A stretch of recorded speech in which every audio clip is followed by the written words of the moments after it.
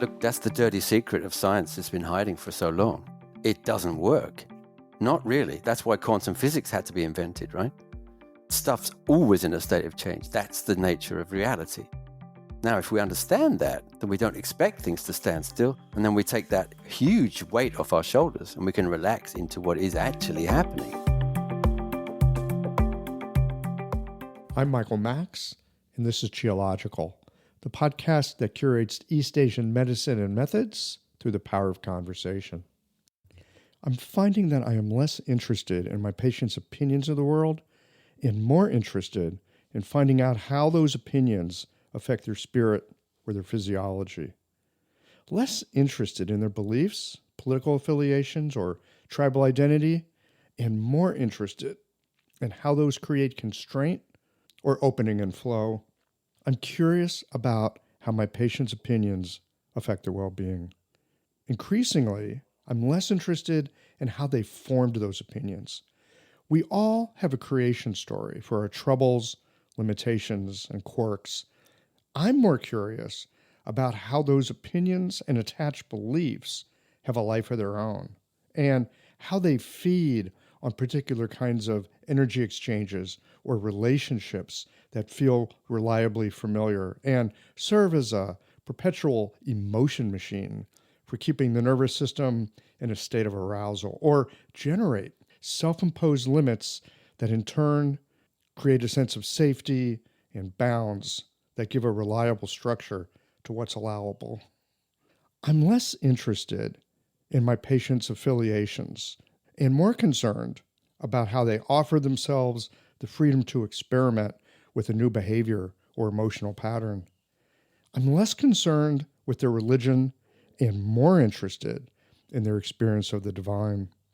The adornments of identity that we all wear, the foods avoided for moral reasons, the stances held in service of being virtuous and an upstanding member of our community, I'm not against any of that, but rather working on seeing how these might be implicated in the issues that brought them into my clinic. Does the food a woman refuses to eat negatively impact her fertility? The political stance a person makes with great gusto and places as a cornerstone of their personality, does it interfere with their ability to have compassion for the people that they see as the enemy? The single-minded drive to get something accomplished, does it make a person stubborn or persistent? Does it open them up to actively seeking solutions to the trouble at hand, or cause them to turn a blind eye to solutions that they don't want to consider? I think this is probably the most challenging part of practice, to be inquisitive and unfettered from my ideas of what might be right for a patient, and see if I can discern how their current problem might in some ways be generated and held together by their solutions of the past. Solutions that were a good idea at that moment, solutions that were viable and workable and helpful up to the point where they weren't. The stances that helped to navigate a traumatic situation, choices made that opened up a new horizon of possibility, the limits drawn that were appropriately protective and allowed for emerging autonomy, and the sparks of inspiration that, it turns out, were well worth following. All of these are helpful in a particular expansive moment, but when fossilized, become barriers that need to be overcome. I once heard Chip Chase say, "All solutions are temporary." It's one of those little phrases that has stuck with me over the years. It's hard to give up on something that has worked well, especially if it's been enshrined into identity and status with our community, or if it's an emotional stance that helped us to bust through some limits, but now it seems to be generating the very limits that need to be broken through. We talk a lot in our work about treating the spirit. Many hold it as the highest form of medicine. I'm no expert in this, perhaps because I've been forever suspicious of spiritual leaders and the manipulations that go hand in hand with living from a pedestal. As to the workings of the spirit, the closest I come is it involves a deep respect for mystery, which creates a bit of paradox as a practitioner because I'm doing the best I can to help people with the practical problems that they bring through my door. So, back to what I said in the beginning, I'm less concerned with my patients' opinions and beliefs and more concerned with how those affect their well-being. Maybe it's more accurate to say I'm interested in that spark that ignites the Shen into bringing its attention into the here and now and beginning the process of creation once again with another discernment on separating the light from the dark. Sometimes it seems that we're going in circles, again and again, bump into particular issues. It can feel like a frustrating lack of progress, but if you look at nature, you'll see it unfolds in rhythmic cycles, but those cycles have a trajectory. So in reality, they're spirals. In this conversation with Chris McAlister, we explore the healing spiral, the role of practitioners' presence, the seen and unseen influences in the healing process, and how touch is a tool to connecting beyond the physical. We're about to take a journey inward, cozy up with a cup of something warm and nourishing.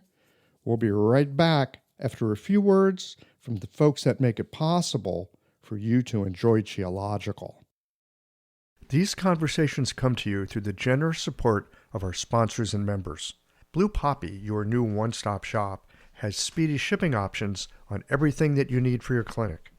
It's Women's Health Month at Mayway Herbs. Check out their new website for learning resources on helping women with herbal medicine. Are you a creature of habit? How about making a change that helps your patients and the planet with AcuFast needles? And later in the show, raising your fees doesn't have to be a difficult process. Jane has helpful suggestions on making it easy and effective. And finally, have you considered that having a thriving, profitable practice is one of the most healing things that you can do? Julie Bear Don't Walk has, and she can help you do something about it too. Do be sure to visit the sponsors page on the Qiological website to take advantage of all the special offers our terrific sponsors have for listeners of the podcast. Picture this. Your clinic is buzzing with patients, and then you realize that you're down to your last box of needles. No need for panic, because Blue Poppy, your one-stop shop for all your acupuncture needs, they ship orders received before 3 p.m. on the same day. With a quick visit to Blue Poppy's website, you can order premium needles, herbal formulas, and that special Dr. Bob's oil that your patients love. Blue Poppy understands practitioners can't keep patients waiting. That's why they strive to get you what you need when you need it. From high-quality Chinese herbs and formulations to acupuncture supplies and clinical essentials, Blue Poppy has served practitioners for nearly 40 years with products that meet the highest of standards. Discover everything Blue Poppy has to offer by visiting www.bluepoppy.com, and don't forget to subscribe to their mailing list for exclusive offers and more. Hi folks, I'm Yvonne Lau, president of Mayway Herbs. May is Women's Health Month, and as a women-owned and women-run business, we especially love how Chinese medicine can support wellness through every stage of a woman's life. So in this month's newsletter and podcast, we're covering topics like PMS, pregnancy, menopause, and osteoporosis. We'll share expert insights and effective treatment strategies you can put to good use in your clinic. Our Plumflower brand line includes herbal tea pills, tablets, extract granules, and organic herbs, all of which you can find on Mayway.com. And where you can also find articles, videos, and other resources to support your practice. Since 1969, Mayway has been a trusted source for high-quality herbal products. In these challenging times, please know that we remain committed to keeping our products accessible and affordable so you can take care of yourself and your patients. As always, thank you for supporting Real Chinese Medicine. Daily habits and routines feel comforting, familiar, easy, automatic. That's the power of repetition. You've worked out the kinks, and can do it with your eyes closed. But what if you shook things up? What if you ditched the old routine and tried something new? Hi, I'm John Sten. I've practiced acupuncture for over 30 years, and together with my wife Kelly, we created the world's first eco-friendly acupuncture needle. The AcuFast earth-friendly needle system cuts your packaging waste by 60 to 90%, depending upon your needle type, speeds up your needling, gives you more control, and best of all, while you're healing patients, we plant a tree for every 2 boxes your clinic uses. Thousands of acupuncturists have already made the switch. In just the last year, they've helped plant over 16,000 trees. Since we started, that number has grown to over 50,000. So break the routine. Be the change. Visit acufastneedles.com. Your patients and the planet will thank you.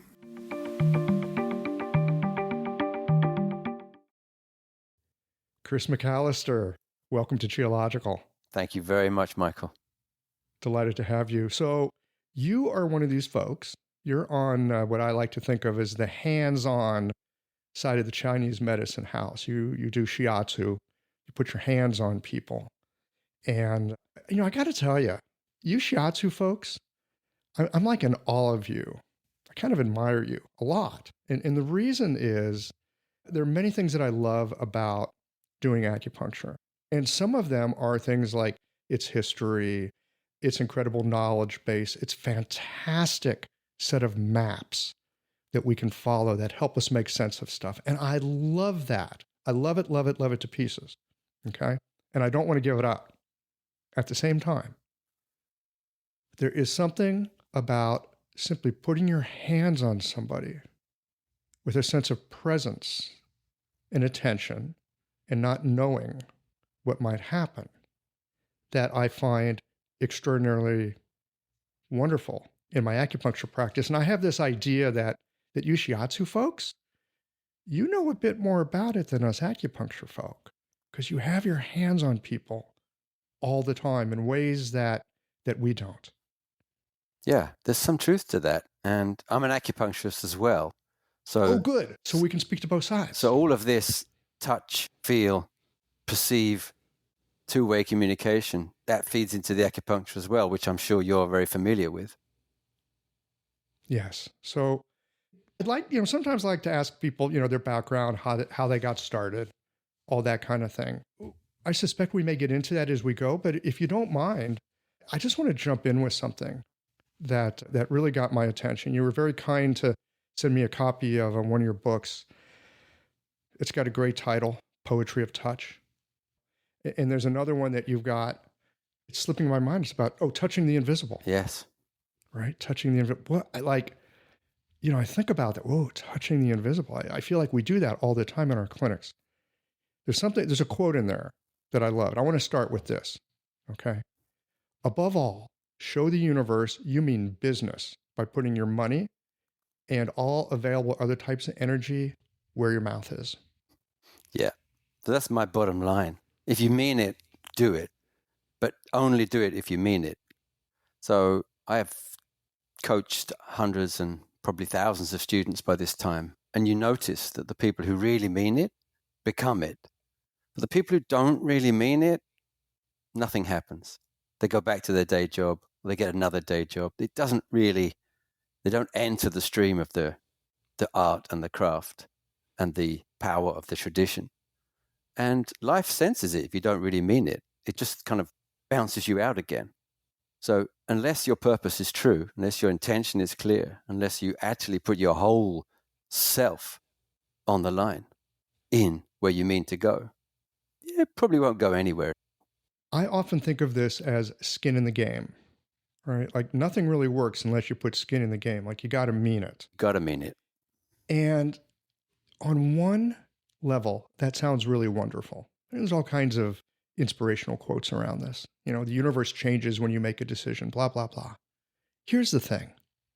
If you're really doing that, it seems to me you're also asking for a lot of trouble. Mm-hmm. And I wonder if you could speak to that part. I mean, we can easily speak to the beautiful part, and we'll get there too. Mm-hmm. But I like to start with the trouble. Yeah. How do you navigate the trouble? What's going to happen is that life will throw you in the deepest end you can possibly handle. without a rubber ring and without little nice floaty things for your arms. So you're going to have to learn quickly to navigate in darkness, to swim in deep water, and to find your way where really your teachers haven't been able to prepare you, because life is not a course. Courses can only prepare you in the very vaguest of senses for your actual journey. And your journey begins when you you enter the stream, as it were. Mm-hmm. So you're gonna be exposed to moments where you are perhaps feeling a little bit lost, and you're going to have to rely on basic principles. You're going to have to rely on your own inner strength. You're going to have to rely on the tradition, the strength of the tradition. You have to really be in it, both feet. It's not like you've done a couple of weekends and you're there. No, you have to prepare.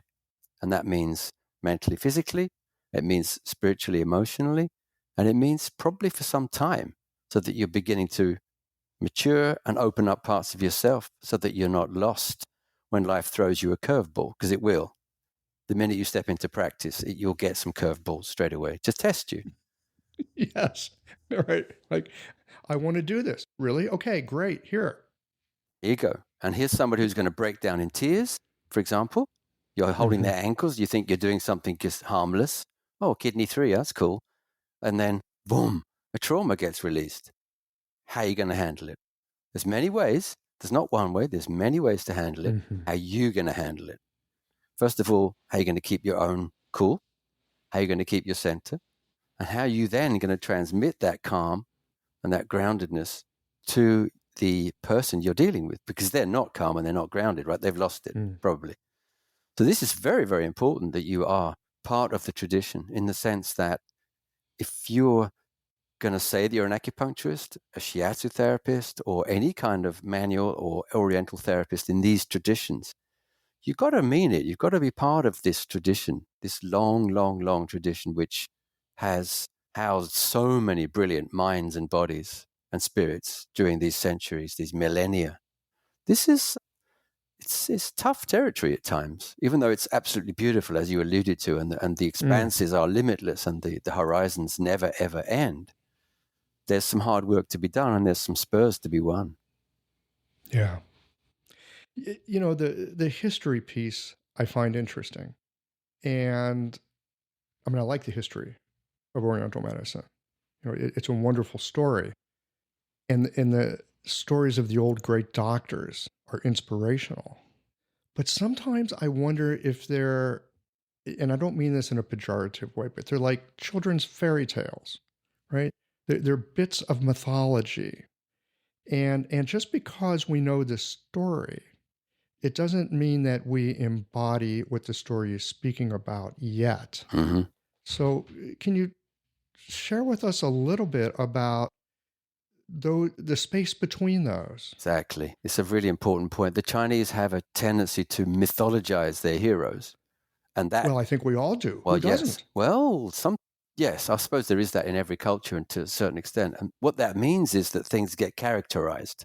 Like caricaturized. They become cartoons, and they lose all of the grainy parts of reality that make a real person and a real story and a real journey and a real destiny, because that destiny is always going to be canted with challenges. Otherwise, it's not really a hero's journey, is it? So what we lose in the history is all the times those amazing masters failed and couldn't read the pulse properly, and actually prescribed the wrong herbal formula slightly, got the heat or the cold wrong a little bit, or the interior or the exterior slightly mixed up, or got a little bit confused about some of the signs and symptoms, and perhaps their radar was off that day, and they kind of went down a blind alley and ended up doing a treatment that was average and not heroic. It might work anyway. It might work anyway. Like what did Judan Shi do when it was like, uh-oh, that didn't work? Think again, back to basics, take a new tack, but never lose sight of, okay, I'm part of this evolving mass of things that we call a unison tradition. We tend to think of it as homogeneous, but it's not. It's just got 1,000 arms and 1,000 legs, and depending on which part you grab onto, you're looking at a different animal. So if you're looking at 300 BC or 300 AD. There's huge differences. Even 50 years ago was different. Really, seriously. And who's practicing where, right? So somebody who's doing something in the People's Republic of China will in no way resemble what I'm doing in Uppsala, Sweden. There's just no chance that those things can resemble each other culturally, traditionally, the kind of people we're dealing with, the kind of conditions we're treating, the kind of expectations that patients have coming in. A lot of my patients are not that bothered about physical stuff. They're much more interested in how they're feeling, what's bugging them, work issues, stuff that they're working with on a metaphysical level.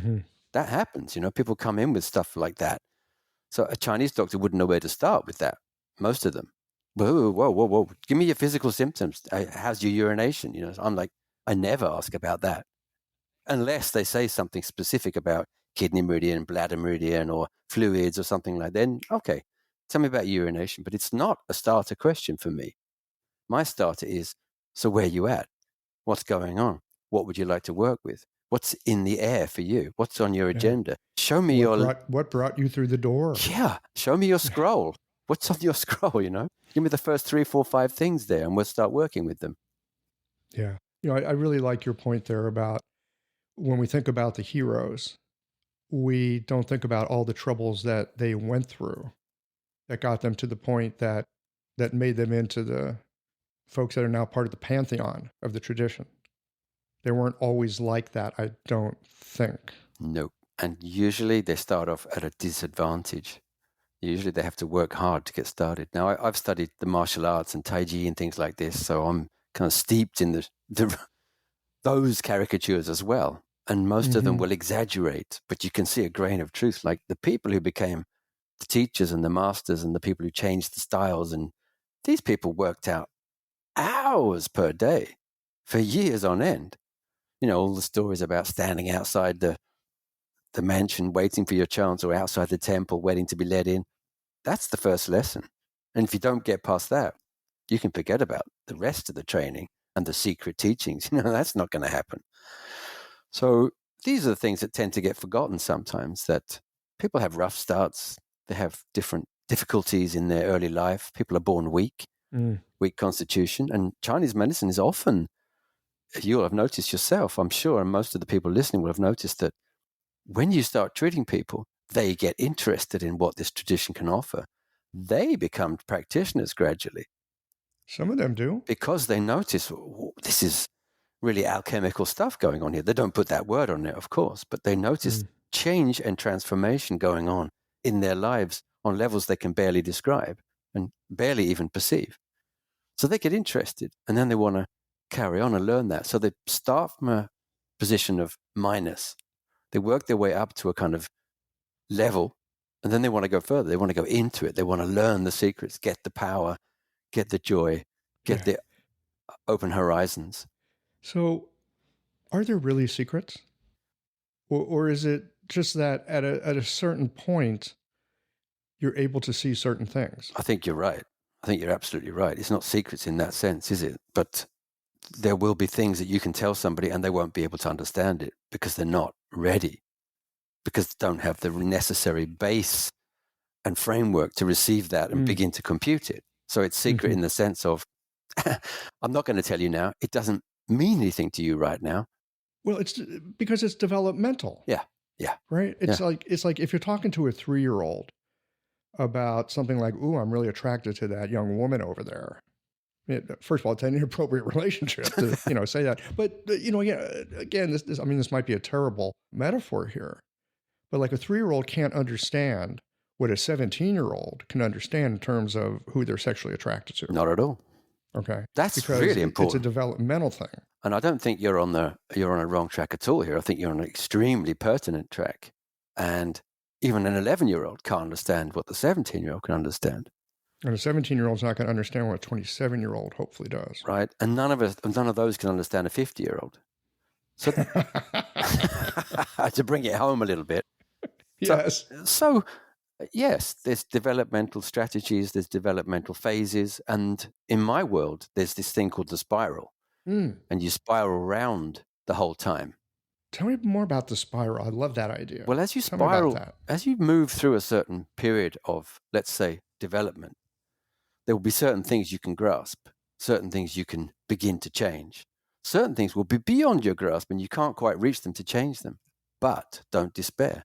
The spiral will take you round and you'll get another chance to go deeper, go higher, go in more, come out more to get the bird's eye view, etc. So this spiraling, I've noticed it a lot with my clients. And it took me years to get to this level because I didn't understand what the shape was I was looking for. And I drew little diagrams and graphs for 15 years before I finally, on a flight home from the US to Europe, I saw it as the healing spiral. I've written a chapter of the Poetry of Touch, this book here. It's called The Healing Spiral. And it's an idea where patients can get a little bit depressed sometimes when they hear themselves saying, well, I've got this issue coming up again. I'm sad again because of this and this and this. And you're like, whoa, hold on a second. Is it the same? Or are we tackling it from a new perspective now? Haven't we been through this before? Yes. So we don't need to tackle it in the same way this time. We've got tools. We've got perspectives. We've got growth. We're at another level now. We can see it from a different lens. It's the same thing, but we're looking at it from a new perspective with new tools, new glasses, and a new possibility of getting to a deeper level with it, or a higher level in terms of perspective and helicopter view of things. We can go deeper. We can go into it more if you like. So you can take a little bit more of that damaged energy, polish it, regain it, reclaim it, moving on.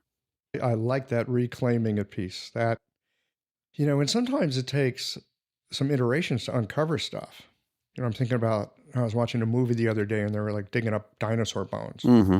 When you're digging up dinosaur bones, you go very slow and carefully to be able to dig the bone out of the matrix of earth and rock that it's in. It's actually a very good image for what we do because we do a lot of archaeological work. And there's a chapter. Archaeological, yeah. There's a chapter in the book that's called Shiatsu as Archaeology. Uh-huh. Yeah, I mean, I've had patients who've been actually describing their process as digging things up or allowing layers to come up. Mm-hmm. And one who even described it in terms of an archaeological ruin site somewhere in the Middle East or somewhere like that. So we were working with that exact image in treatment. So the thing about these methodologies that we use, they're not limited to the physical.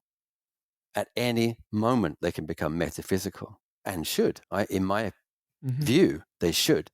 And somebody years ago, it might have been Lonnie Jarrett, I don't know who it was, or Ted Kapchuk, told me that, look, every needle you put, every touch, every word you say is aimed at the whole person the whole time, every time.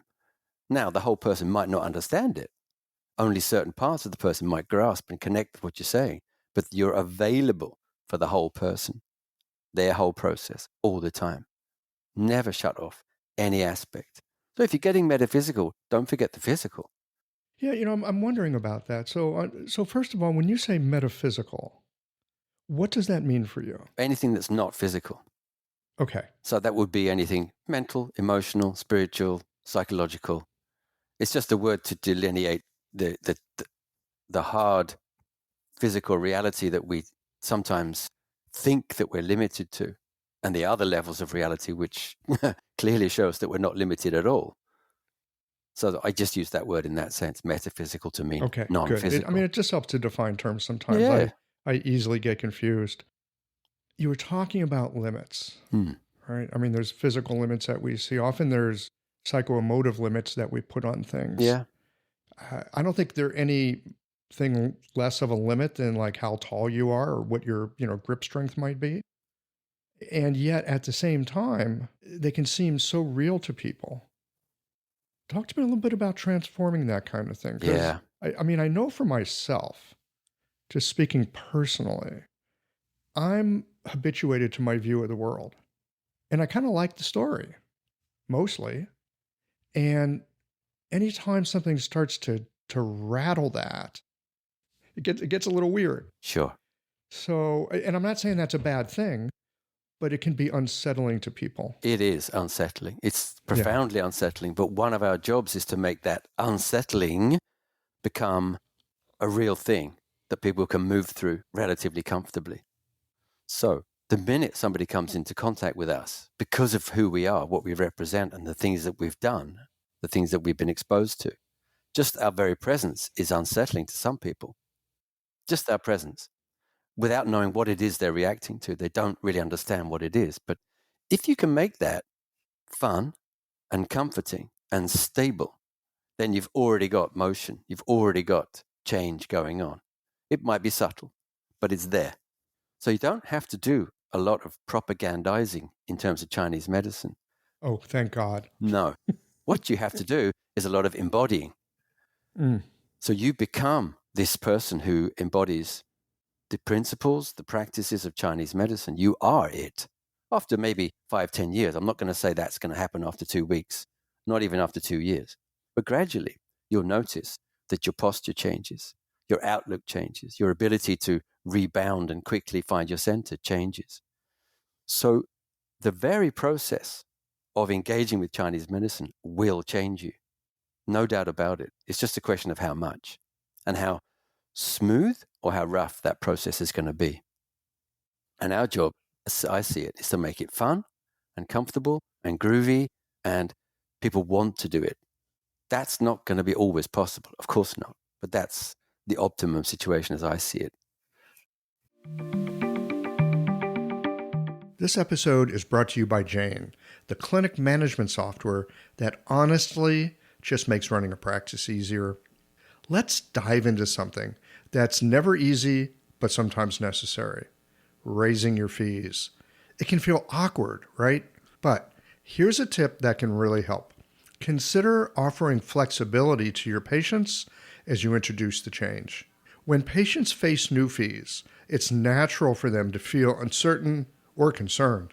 That's where flexibility can really make a difference. Offering options like a phased increase, suggesting a payment plan, or even taking a moment to talk things through can help to ease the transition. These thoughtful gestures show your patients that you're listening and care about them, which strengthens the trust you've worked so hard to build. If you're looking for more ideas on how to navigate these kinds of changes, head to frontdesk.jane.app and check out the article, How to Tell Clients You're Raising Your Fees. One last thing, if you're ready to give Jane a try, you can use the code CHIOLOGICAL for a 1-month grace period on your new Jane account. I suspect, at least I found for myself, my capacity to tolerate discomfort, either mine or my patients, and not try to change things too quickly. It's very easy to want to change it quickly. Oh, some discomfort, some suffering. Here, I'm here to get rid of suffering. Well, and I'm not asking, I don't think it's necessarily great to make people suffer, but sometimes you kind of got to stew in your juices. Yeah. A bit. Yeah. I think a lot of what we do is to paint pictures and to paint frames around those pictures. And once we put the frame in place, people's suffering becomes contextual and contextualized. And that takes the sting off things. And then they can be in that situation for a little while longer without panicking. Because it's the panic. Can you give me an example of what that might look like? It might look like this. Somebody's coming in and you're working somewhere and some nasty feelings start to come up in there about some sort of trauma. Could be to do with their family, work, could be to do with something sexual or non-sexual. Doesn't matter what it is. Now, of course, some people might tend to just take their hands off because they want that to stop. But our job, in fact, is to stay there. And with our body, with our presence, with our breath, and with our mind, to stay there so that they can also stay there. And as they stay there, they can look at it from our perspective rather than from their habitual perspective of, oh God, I'm a victim, or hell, that was terrible, or they can shift their perspective into ours and see it in a different way and feel it in a different way. And we can say to them, where is it in your body? Oh, it's in my left knee. Okay, so if I put my hand on your left knee now, how does it feel? Oh, it's wait a minute, and it shifts and it changes, or maybe it's just becoming a bit more solid or clearer and they can see something there or feel something there. And then it can begin to move. Once you've got it moving, you can start to change it. It's actually quite a simple process. Simply asking people what they're feeling, how it feels, and then moving with it. It's a really interesting process. So anything, really, it's only a question of degree, how awful it is, but you can always be there with them and work them through it, kind of holding their hand through it and walking together, walking side by side, I call it sometimes. Mm-hmm. But if you back off in a kind of a state of fear or worry, or if it touches something in you that's injured, wounded, and that you're not quite ready to deal with in practice, that's not going to work probably. So the more we've experienced, the more of ourselves we've exposed to the light. And I mean daylight. I just mean visibility, accessibility. Thank you. I like that. Then, so often you hear the light and it's like, oh, this super spiritual, oh, right? Angels singing. right.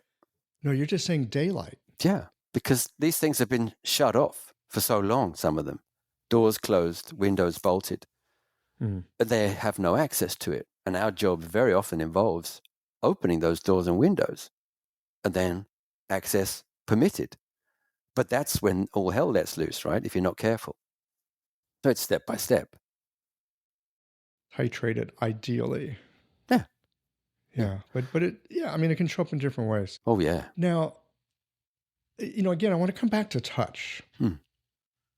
Because, again, as an acupuncturist, I'm often thinking about doing something, right? The tacit agreement of medicine. So I'm going to do something to help people. And yet, and I'm supposed to know something too. That's the other piece. Really, really powerful. Like, I'm the expert. I'm the professional. I know something, that, so I'm going to be able to help people. And the truth is, sometimes I do know stuff that will be helpful, but much of the time I don't know what's going to be helpful for somebody, especially in the beginning. I have no idea. So there's a wonderful phrase, and it relates to all the Mushin and the Wu Wei things that we learn. And it's called not knowing. And if you are familiar with this idea, it liberates you every second of every day, because there's no duty to know everything, because that's impossible. So you're always going to meet situations where you don't know what to do. As a therapist, as somebody who's engaging with people with varying degrees of ill health or discomfort, a lot of what we're doing, I think, is simply orientating and framing. So I have a friend who I wrote the first book with. The first book was called Touching the Invisible, and his name is Jan Nevelius. And one day, we were coming back from having an intensive course. We were on a boat, and he was dreaming.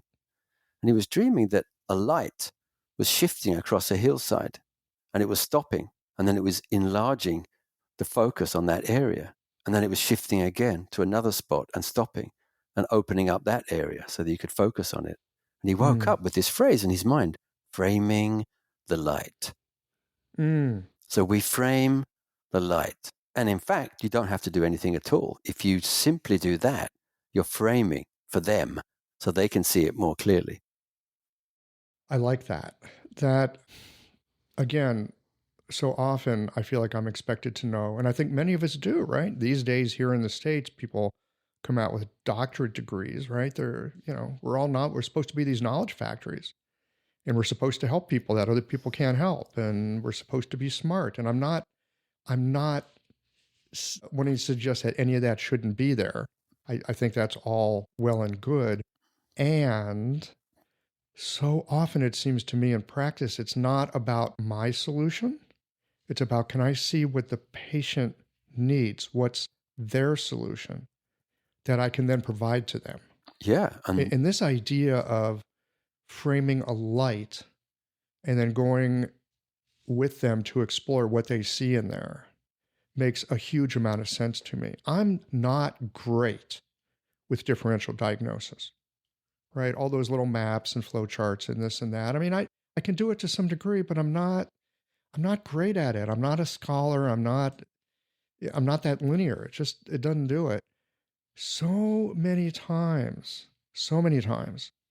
Chris, I have had to wait for the patient to tell me what they need. And it's like, if I would wait long enough and be open long enough, they'll eventually tell me what they need.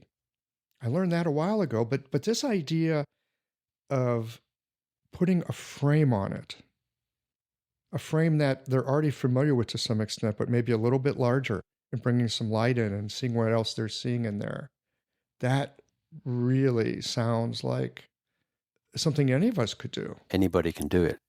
But then you get more skillful at doing it and more intuitive as you practice, that's all.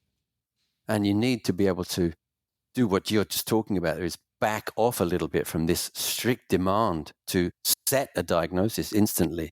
It's almost impossible. And if you're good at doing that, I would argue that you're probably excluding 90% of the useful information, because you're able to zero so close to something which is like equivalent to an active ingredient in a medicine, that you're actually excluding the holistic picture around that active ingredient. So it's arguable that this whole differential diagnosis thing is a distortion of true practice, which is a controversial thing to say. I'm aware of that, but that is where I'm coming from. So in shiatsu, for example, we have this holy cow, which is called hara diagnosis, through the abdomen. And it's taught in all the schools more or less in different ways. I don't use it. And You're people ask me, I'm what's the word? Heretic. A heretic, yes, even worse. So I risk excommunication daily. But people ask me, so how do you diagnose? I'm like, well, I ask the person what's going on. I walk in their room, I check them out, I sit down and say, how's things? How you doing? What's going on? What's new? What's old? Anything shifted? What do you want to work with today? Keep it open. And if they want specific answers, well, that will come during the treatment, because you'll get all sorts of answers. You know, in Japanese acupuncture and shiatsu, they have this saying, which is treatment is diagnosis and diagnosis is treatment. I remember hearing that when I was in school, studying some Japanese acupuncture. In fact, it made diagnosis very tricky, because as soon as you touch somebody, they already begin to change. Bang. So on one hand, it's like, oh, that's kind of cool. On the other hand, it's like, how the hell do you navigate that? Because when you do a diagnosis, and I love your thought about, that's like the active ingredient in a drug. The world is supposed to stand still until you get the thing, and then you do something to the thing. But that ain't how it works. It does not work. And because it doesn't work, then we understand that we're working with energy. Qi is the active ingredient of change. Yes. So let me ask you this. This is great. This is really fun. Because the moment we touch somebody, and that could just be with the hello, welcome to the clinic. On the telephone, as they book their... Exactly. That's right. How quickly we call them back after they left a message, right? That's part, right? How do you navigate in a world that is always ever changing? Right? We love the scientific method. I love the scientific method. Me too. There's something beautiful about it. Definitely. But the scientific method doesn't work in this situation. Chris, how do you navigate when nothing ever stands still? Look, that's the dirty secret of science that's been hiding for so long. It doesn't work. Not really. That's why quantum physics had to be invented, right? Stuff's always in a state of change. That's the nature of reality. Now, if we understand that, then we don't expect things to stand still, and then we take that huge weight off our shoulders and we can relax into what is actually happening. What's actually happening is somebody's breathing. So how are they breathing? Are they breathing with their neck, their nose? Are they breathing with the chest? Are they breathing with their abdomen? Are they breathing with their whole body? That's the sign of enlightenment, right? That's what I learned. So just that simple thing. And how are you breathing, by the way? And how are you feeling? And what are you picking up? Because a lot of the people that we train are very, very sensitive. So if we can harness that sensitivity, we can actually get them to sense things that are beyond words and beyond this differential diagnosis thing. Oh, I'm sensing something. What the hell is it? I want to go to your right elbow. Oh, yeah, that really feels, you're already in. The alchemy has begun. So a lot of the time, and before we came on air, we were talking about this open book thing. It's like the uncarved block of Taoism, isn't it? When we enter the treatment room, we have no idea what's going to happen. No idea. Now, we may have met this person 20, 30 times before, but we haven't met this person before because that person's changed and you've changed. And the situation, the moment is different, and the moment just changed, and it just changed, and it just changed. The possibilities within the moment are changing like matrix the whole time. So we have to relax into that. That's all. So you sit down, or you stand, or you kneel next to your client, eye to eye, heart to heart. How you doing? What's going on? How you feeling? Anything happen after last treatment? Try to get the pressure off, for God's sake, because you might be the expert. But in fact, who's the expert? The client. You have no idea what it's like to be them. You're never going to understand what it's like to be them. All you're doing is reading from the outside what it's like to be them. They are telling you what it's really like. So listen. You better listen. Pick up the signals that they're giving. Receive the signals they're sending. They're doing it with their eyes, with their skin, with their tongue, with their hands, with their legs, with the genital area, with the chest. Their whole being is talking to you. Just relax. Let them tell you. What's the guy's name? Who's the father of modern medicine? Ostler, I think his name is, right? His favorite saying was, listen to the patient. He's telling you the diagnosis. That's the father of modern medicine speaking here. American guy, Ostler, I can't remember his first name. I've written about it in the book, by the way. It's one of my favorite quotes. That makes sense to me. I would say from my time having been an acupuncturist, that's what allows me to stay in the game. Because if it was up to me to have it all figured out, man, I would have given up out of frustration and failure long, long ago. Yeah.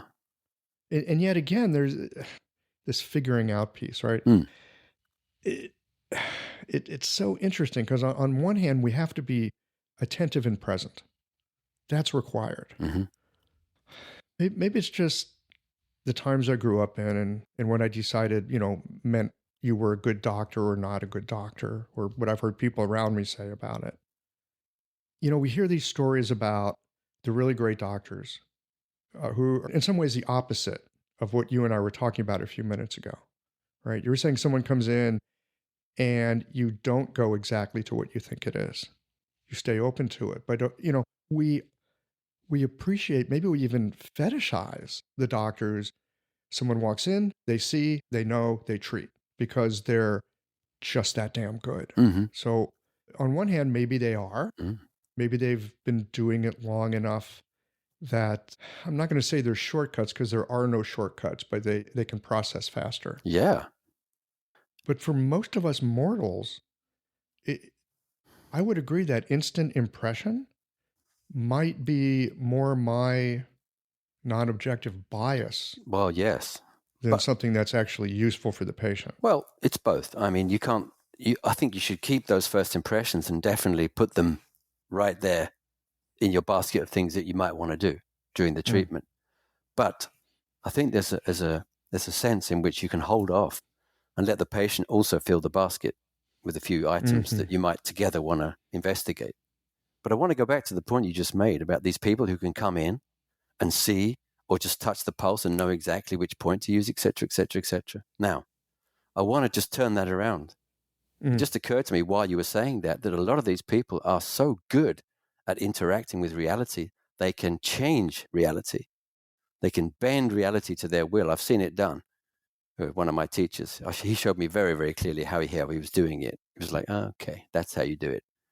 So you interact so skillfully and so pointedly with reality that you interact with it on your own terms and you bring forth the result you wish through the factors that you wish to use, while not bothering to address the other factors which aren't entirely relevant to the thing that you want to achieve. So it's kind of single-mindedness. So we've all heard these stories about expert practitioners who just need one needle. Yeah, okay, fine. That means they have incredibly strong yi, really strong intent. They can bring all of reality to the point of that needle, and they're working with everything they need when they put that needle on the point or in the point or close to the point, however it might be. Same thing with a hand or a thumb or a finger. I can increasingly touch people and bring their mind to where I am. So then I'm working with their whole being through whichever point I happen to choose. Triple heater 5, gallbladder 37, or any of my favorites. Why not, Shenting, Governor 24, the inner courtyard of the spirit. Wow. And if I touch that point and also tell them the name of that point, the image, this is the inner courtyard of the spirit. Don't you think that their whole being is going to be in their inner courtyard of the spirit? And what might happen there? We're talking about alchemy in the moment there. People have done this with me. And I've, for example, put a point there and a couple of others somewhere. And I've sat down back in my chair and they've told me what's going on. Oh, one of my old pets has come to visit me. What do you mean, one of your old pets? Oh, a little dog I had 30 years ago. Oh, so this dog is dead? Oh, yeah, it passed years and years and years ago. This dog came to visit you. Yeah, well, that's nice. Oh, it's lovely. Yeah, I haven't seen him for so long. It was so nice to be with him again. Showing us that there is no barriers in time or space at all. Not really. We create them for ease of navigation and for practicality, because otherwise we'd never be able to get this podcast together, you and I. Yes, there is that. But there's whole other realms and dimensions of reality which acupuncture, shiatsu help us interact with. And the more we're open to that, the more interesting and multidimensional our treatments are going to get. And then the pressure's off. Every single time is magic. So I have a concern. Help me address this. A practitioner who's like, okay, I know what this patient needs. I'm in touch. I'm in tune. I'm going to bend reality in service of helping this person. What if you're not right? What if that's actually not what that person needs? What if your diagnosis is off? Mm-hmm. I mean, I get it. I try to bend reality with my patients to some degree, in that they have access to something that they haven't had access to before, or they are less encumbered by something that has them chained, down to something that they need to get away from. So there's that. But I've also been wrong about things, right? And things go the wrong way. And, it seems to me, again, and we were talking about this earlier, the trick, if there is a trick, is to find out what it is that they're actually asking for. Right. But so help me understand this space between what the patient is asking for. We're open and malleable. The patient is asking, and then I'm going to bend reality for this patient. These seem, I don't know if it's diametrically opposed, but I don't know how to put them together. Well, partly what I was trying to get at there is that the way that these expert practitioners bend reality might not be quite as wonderful as we think, and it might not be quite as honest as we think. And it's due to a lot of practice, an awful lot of practice. And it's also to do with the alchemy of trust. Like somebody who's been praised and talked about a lot, been in the field for a long time, has a kind of aura about them. People are going to trust them. And they just get better anyway. Just walk into that. Oh, I'm on my way to see Dr. X, Dr. X. Oh, yeah, such a great reputation. Always, it's already happening. That's called placebo effect, isn't it? I want to be careful with words like placebo effect, and here's why, Chris, here's why. When the mind makes the body well, we call it placebo. When the mind makes the body ill, we call it hypochondria. Mm-hmm. Okay, fine. What I'm curious about is the damn mind. Sure. Whoa, what's going on with that? Yeah. And I think that's what we're talking about, in a sense. The expectations we bring, the stories we bring. Definitely. The set of possibilities, the hopes, everything. And Ted Catchup will put a few more ingredients in there. He'll say the ritual of the healing session, the way you organize things. So that would involve things like feng shui, how you organize your office, the surroundings, the furnishings, the lightings, your own clothing, your own demeanor. All of that stuff affects the patient before we've even talked about differential diagnosis. So if you get a lot of that stuff right, people are already moving into the space where the healing is happening. So if you're in tune with that, you're going with it. And then it can't be too wrong because the patient's already showing you the way.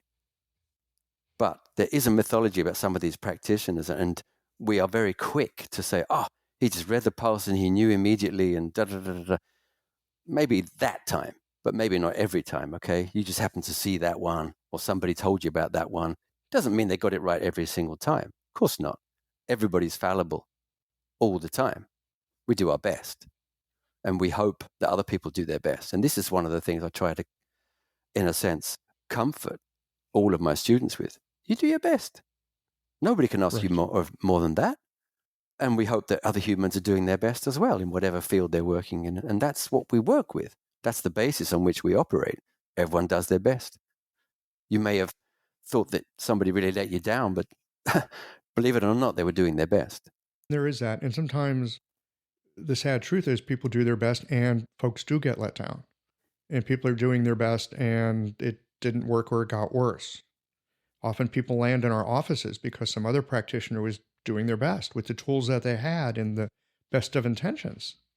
So it's it's a tricky business that we're in. Yeah.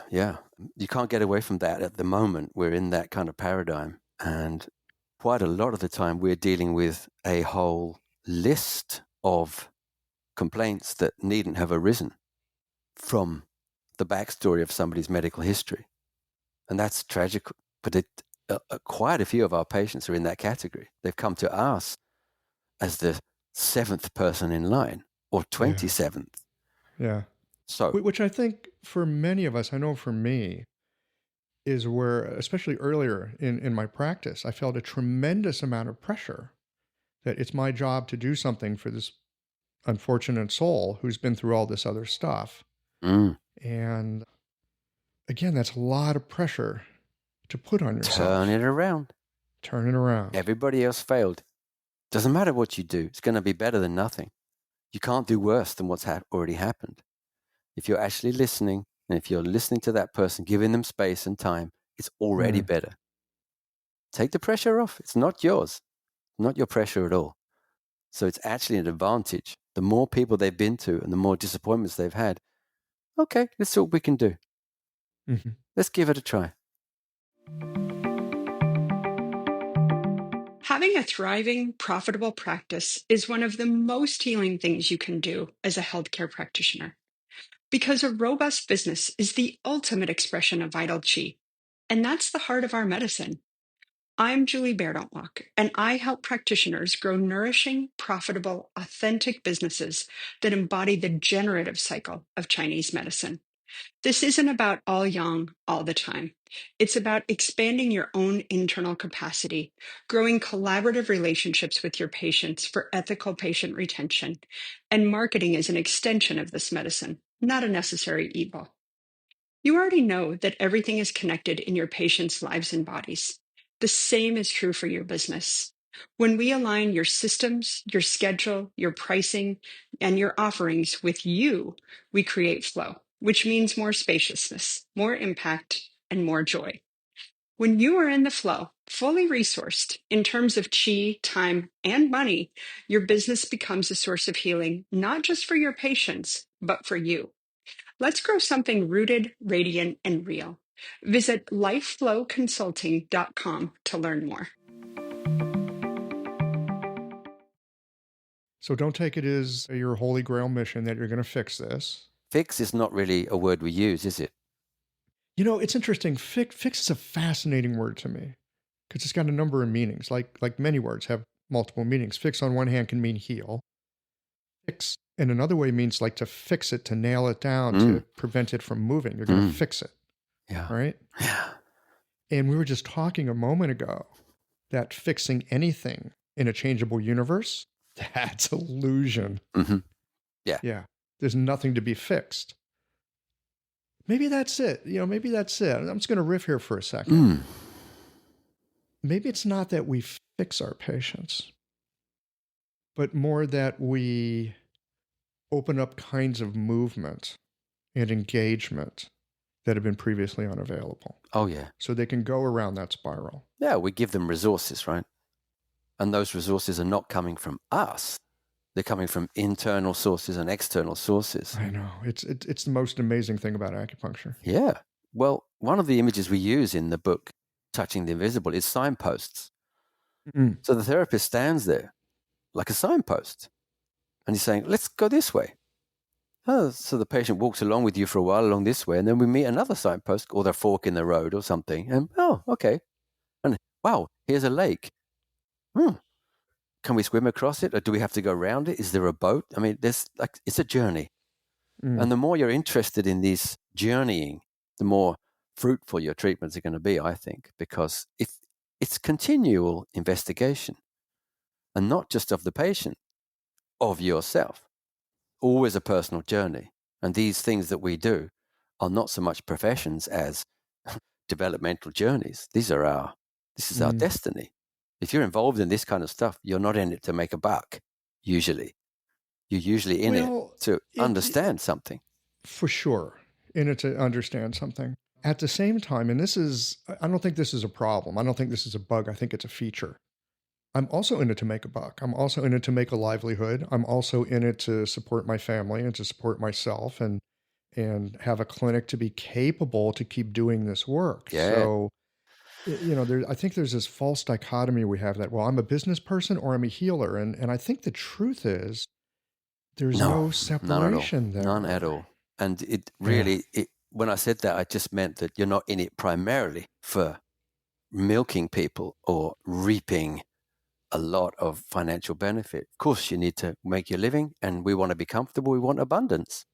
And the more you can show that you're making a living and you're living in abundance, the more you will attract other people who are doing the same and want that. So your students will say, it works. That's cool. It works. I want some of that.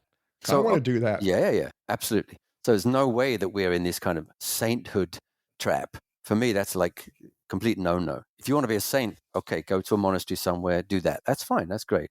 That's not really what we're doing. We're in the world and we're of the world, and we operate in that way. And supporting our families, absolutely. Living in abundance, definitely. However, never lose sight of the fact that you're on a spiritual journey. That's what brought you into it, really. That's why you're still in it, because it attracts you on so many levels. And one of those levels is, I understand more about myself, about life, about reality from every year of practice. For sure, that's one of the side benefits. Well, for me, it's the big benefit. It's the main one. So one of my mentors, his name was Simon Fall, and he wrote a book called Shiatsu as Spiritual Practice. I happened to see it on the shelf earlier on today. I was looking for one of my books, but I saw his instead. So he really wanted to underline that in red ink. Don't forget why you do this. Don't get lured into this trap of service to others and lose sight of what it is you're doing. You're on a path, a path of knowledge, a path of power, path with a heart, all of that stuff. That sounds like what Don Juan was talking about with Mr. Castaneda. That's exactly how I got into it. That was my main inspiration. Really? I was looking for a path with a heart, and this come and hit me like a bulldozer. Tell me about that. What happened? Well, I was in Asia with a couple of my friends. We've been in India for a while. We've been in Nepal for a while, and our health was slowly going downhill because we were living on budget, and that's going to expose you to certain aspects, and it wears you out and it wears you down. So even though I've been fit and healthy all my life, I ended up pretty much below the healthy line. And in Tibet, I got hepatitis. I didn't know what it was. I had no idea. I just felt lousy.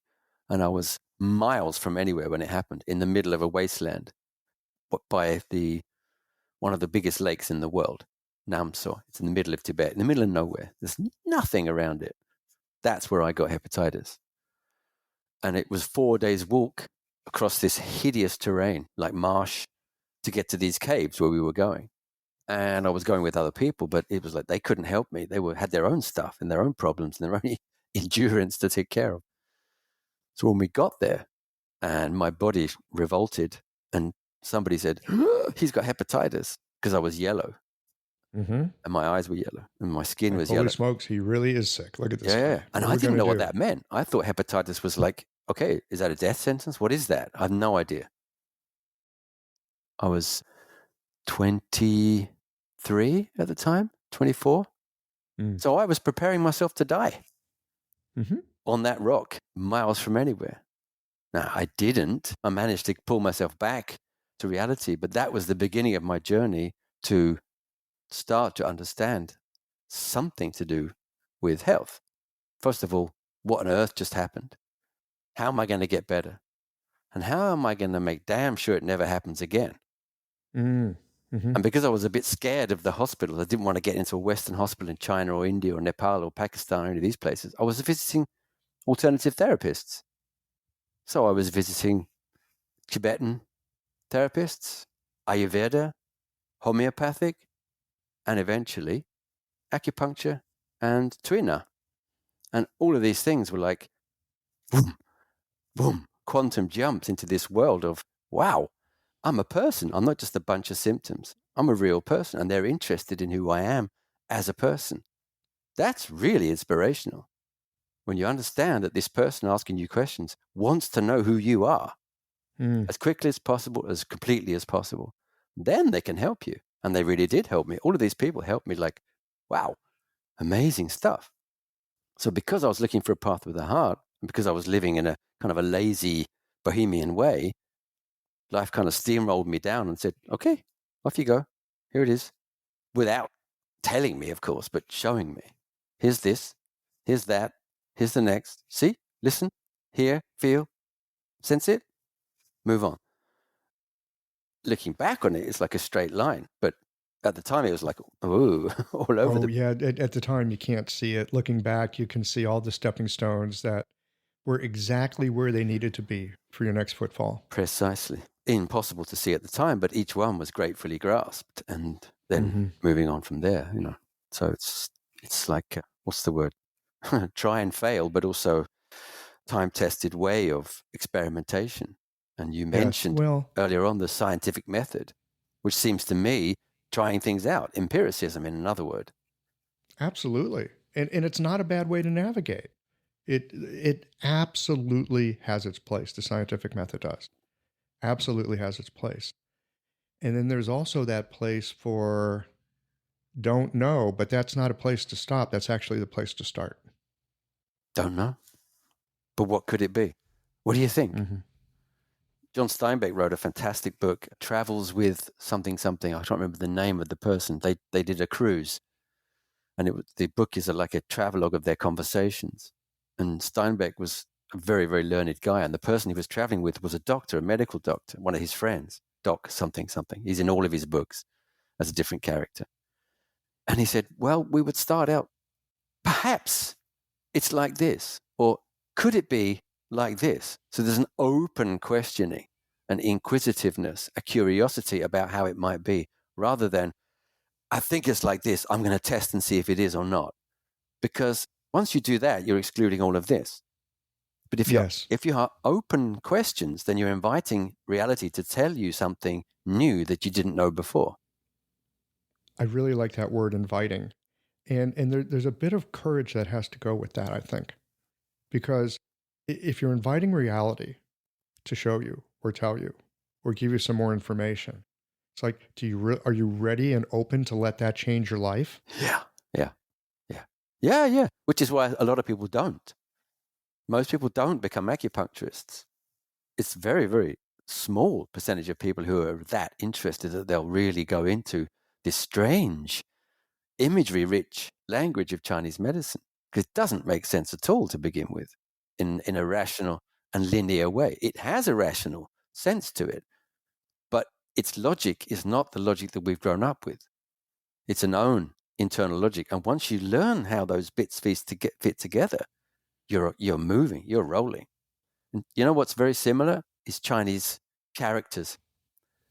Once you've learned one and then two, and then put them together to make a third one, you're like, oh, the whole thing opens up. The logic of Chinese characters becomes like, oh, wow, so exciting and so inviting. It does. And as foreign and bizarre and weird as they look, and they certainly do if you haven't studied it, there is an underlying incredible methodology and rationality to the characters, so that you study it long enough, at a certain point, you can just look at at the Busho, you can look at the radical. Yeah. It's like, oh, I know what aspect of reality this is touching on, right? It's got the hand radical, it's got the fire radical. There's a whole shorthand that goes into it. Yeah. And the points are all named with these exact ideograms, which then become joint pictograms, and then the image just spins off of them. So that's a whole world that a lot of people, unfortunately, don't give themselves time to get into. And I really wish it was more widespread. You know, there's that. And I've been studying some Sa'am acupuncture lately. And it really looks at like function of transport points. Like, what's the fire point on the fire channel doing? What's the water point on the fire channel doing? We're not talking about indications. We're not talking about what it treats. We're talking about how you can manipulate reality. Yeah, there you go. Using that point. It's like, what influence do I want to bring to this patient?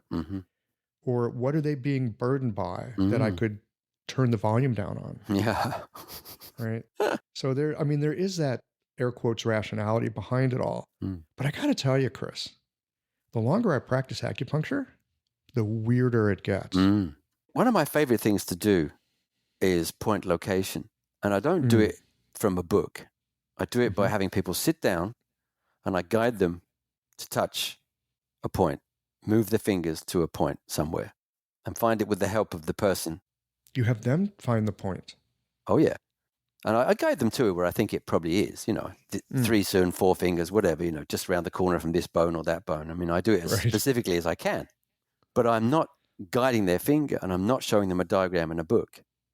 What I'm doing is guiding them to the point, the living point on another human being who will then guide them to the exact point because they can feel it. Once you're there, what happens? How does it feel? What does this point do? And then I tell them what the point is called and some of the things that it's associated with while this is happening. So they'll never lose the idea of this point being a living thing.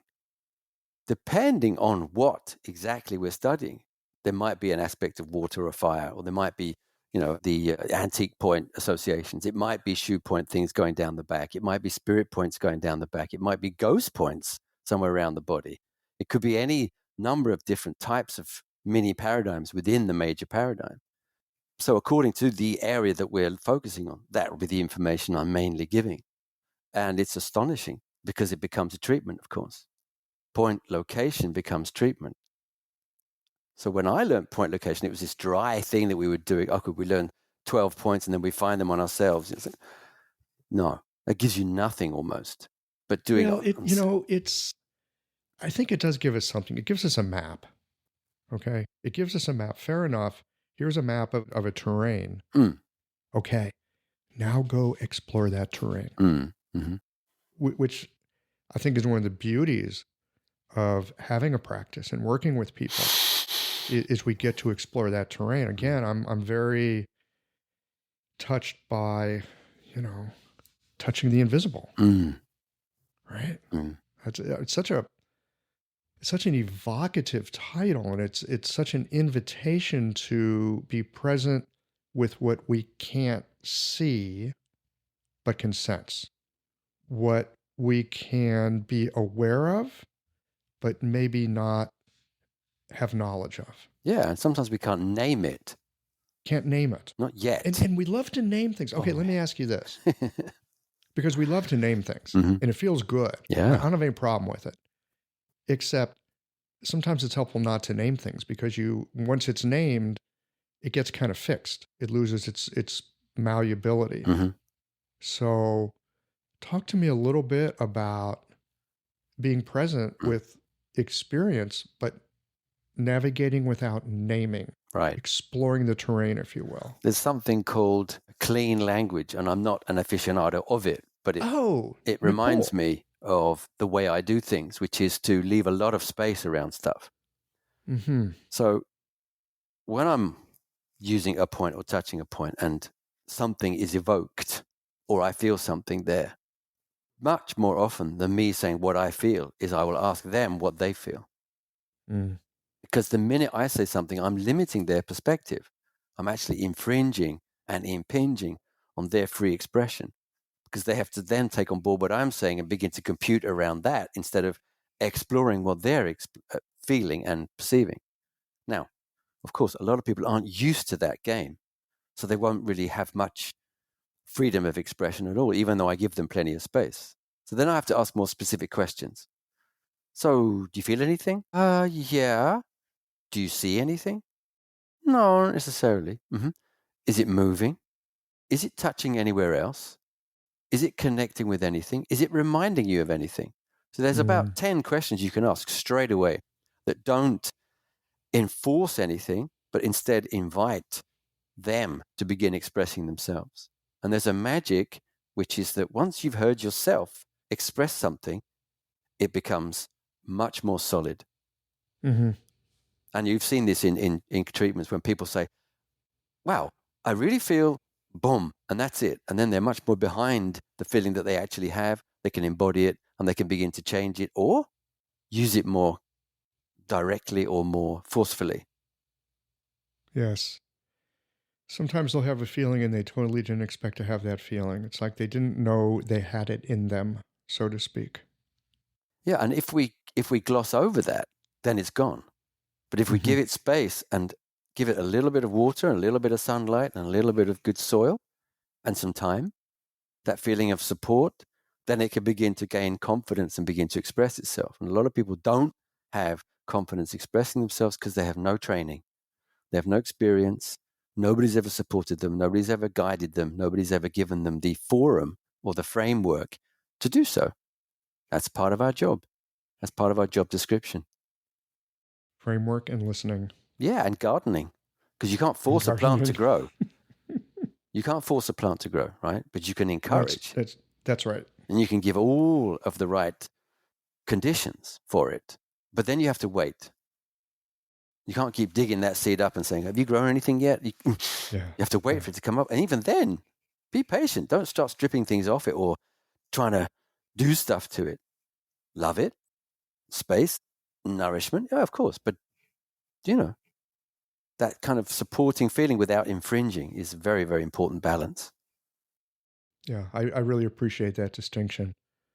I had it's amazing. Sometimes patients come in and they're just like the wisest damn people you've ever run into. They say things and, it just knocks you back on your heels. And I remember one patient coming in saying, I've got this problem, da, da, da. I would like to have it heal as fast as nature will allow. Right? Not like, I want it gone now. I'm tired of it. Make it go. No, I want to heal, if it's healable, as fast as nature will allow. Like, wow. I wonder where that came from. I don't know, but I was gifted. Yeah. Our patients are teachers after, as you get into practice, and sometimes really wise people come in. And I don't know if they're particularly wise in their life. Maybe they are, maybe they're not. But man, in certain moments, something gets passed along. Yeah, I think a lot of what we do, and I was talking to one of my senior students the other day about this, is empowerment. This is the chief thing, and it's the theme that goes right through Touching the Invisible, by the way. Anybody who's interested in that book, different aspects of empowerment. You can't empower somebody by forcing them to do something. That's the opposite. That's the very opposite. And the minute you try to cement your opinion in somebody else, you've actually disempowered them, of course. So a lot of the time when we're beginners, and I've done this a lot, people have said to me, oh, I think it's in my muscle in the back. And I've said, no, that's a meridian point. And they're like, huh? I disempowered them because I didn't let them have their view of what it was. And now I'm more like, oh, yeah. Because it is. And it's, the lung shu point as well, or the liver spirit point, and that means a whole bunch of things to me that doesn't mean shit to them. Excuse my language. And they don't necessarily need to know. They don't. Unless they dig it out themselves. Right. If it comes to the surface, it begins to blossom, then you can start discussing aspects of it, including its name, possibly, but maybe not. So there's always a way of speaking around things and allowing things to mature in their own time. And that image that your patient gave you there is gold, as fast as nature will permit. Yeah. Whew. Yeah. I think of that all the time. Yeah. It's great. One of those things that has become foundational for me. Yeah. In a sense. That might be the title of your first book. Because it's a really good one, isn't it? It goes to the heart of a lot of things. It really does, doesn't it? And I hadn't thought about a book like that, but okay. That's interesting. I think the most interesting books are not the ones full of facts and figures, but the ones that are full of stories. Absolutely. 100%. And there are just not enough books like that. And I think the next generation of books needs to be like that, because people like you, with however long experience you have, you've got about 1,000 patient stories to tell us. And perhaps 90 of them will touch me in a specific way that I can start working with. And, oh, yeah, right. I had something like that happen once. Stories touch people in ways that facts and figures and charts and numbers never will. And even case studies. I mean, case studies are evocative because they're teaching stories. Yeah, right? yeah. It is a story, Mm-hmm.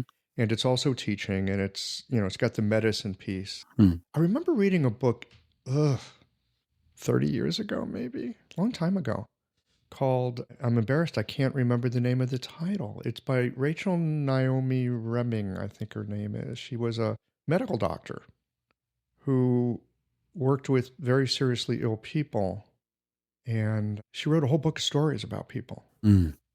And it wasn't about, air quotes here, treatment. It was the stories that people carry and unfold, whether they're getting better or whether they're dying.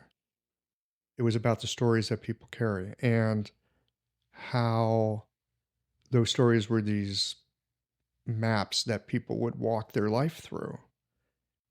And when stories changed, someone might still be in a dying process, Mm-hmm. but they were dying as a completely different person. Mm-hmm. Mm-hmm. Where they were healing as a completely different person now. Yeah, yeah. Oliver Sacks did something similar, and from his perspective, he wrote a lot of stories about patient encounters without really getting bogged down in any kind of medical jargon or terminology, which is really what I'm aiming at.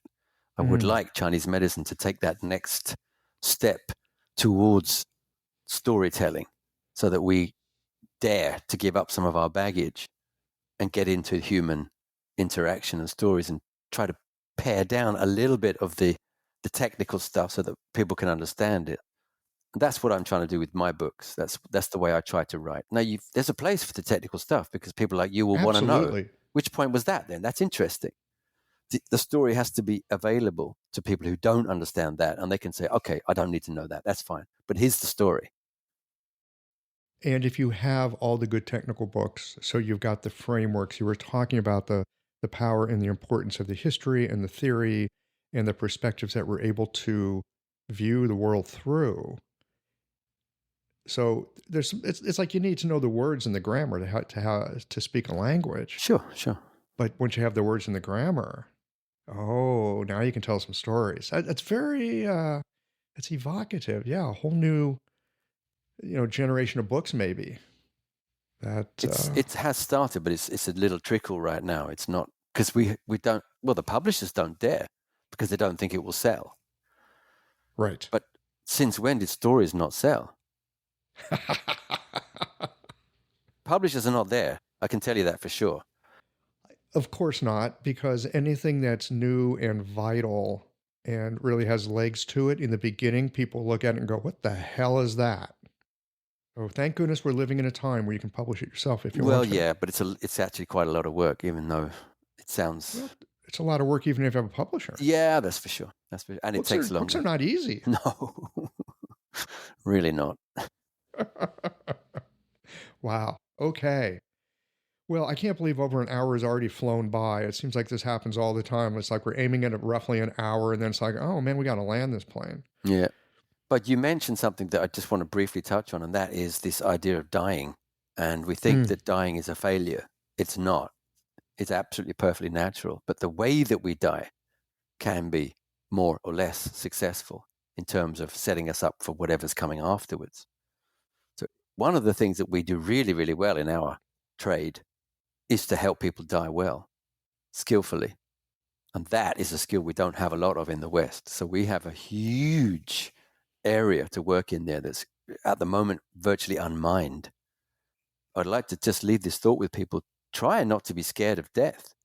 Everyone has to die at some point, but you can make people's death so much more pleasant, so much more wonderful, and so much more magical. You have that power. That's your part of your training and part of the tradition that we work within. So if that comes along, just embrace it and see where it takes you. That is a powerful call to presence. All right, my friend.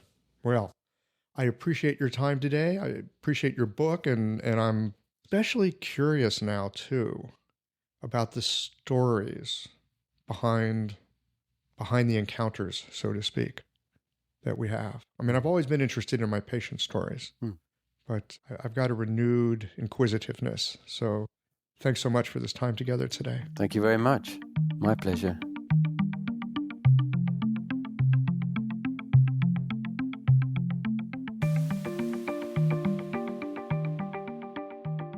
Well, that wraps it up for today.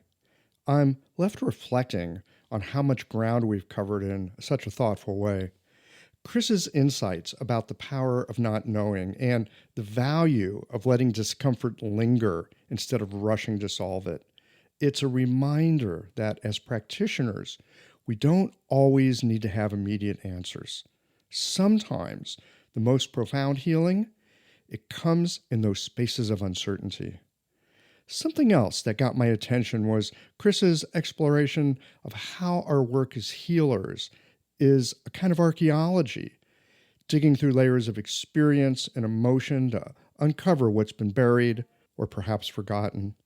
His approach to touch, not just as a tool for physical relief, but as a way to help people unearth their own stories, it adds depth to what we do. And then there's the idea of healing spirals, how we revisit the same problems but with new perspectives each time. It's comforting to think that we're not meant to solve everything all at once, but rather to grow by circling back with more tools and awareness over time. If there's one thing to take away from today's episode, I think it's the reminder that healing is as much about presence and curiosity as it is about skill. Chris really brought that home with his blend of practical insight and a touch of rebellious wisdom. Well, here we are at the end of this episode. If you've listened up to this point, you're either a rabid fan of Qiological or the forward button on your podcast player stopped working. If you are indeed a fan of the podcast, you can help us to bring new episodes to our community of practitioners by supporting us with a membership or a one-time contribution. Details, of course, are on the website. That's it for today, friends. Join us again next Tuesday for another thoughtful episode of Qiological.